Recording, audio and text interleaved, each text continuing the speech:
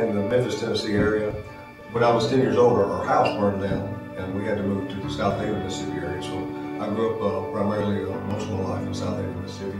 I grew up in Memphis and attended elementary school in Memphis till Christmas of my 4th grade year, and then we moved to South Haven, Mississippi, and I started school there. Went to South Haven the rest of my high school year. Met Steve when I was in 10th grade.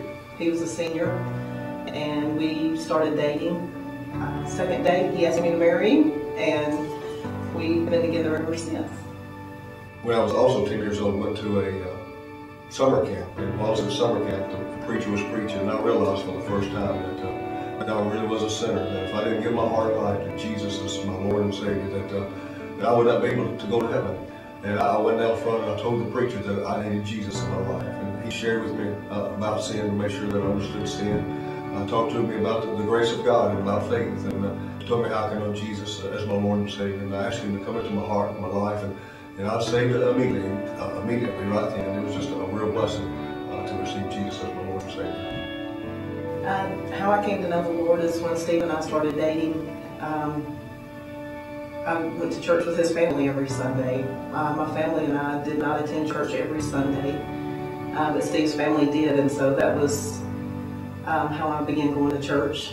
And one Sunday morning, the preacher was preaching in Revelation and was preaching on the lake of fire, and I knew that my name was not written in the Lamb's Book of Life, and I knew that I was lost. And Steve's mom always fixed Sunday dinner after church, and we went home to eat lunch, and she knew that something was bothering me, and took the Bible and we went back to a bedroom, and she shared the scriptures with me, and that's when I asked Jesus to save me, and that's the day I was saved. Lynn and I try to spend as much time as possible together. We try to have Friday night as our date night, so we just go out and spend time with each other. Also in ministry, going to the hospital and different things like that, both Lynn and I try to do a lot of that together, and I meet with the people and pray together with people.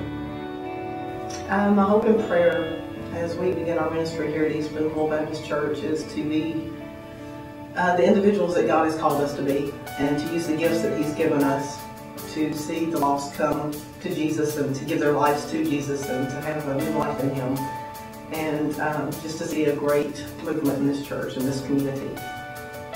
We are really excited about what we expect the Lord to do here at East Boonville Baptist Church. We know that He's going to make His presence known in a powerful and wonderful way, and we want to see people saved, and we want to see people that are hurting and struggling to see God really make an impact and a real change in their life. And what we love to see most of all is just people to see God with all their heart, all their soul, and all their mind, and understand just how wonderful, how glorious it is to live the Christian life.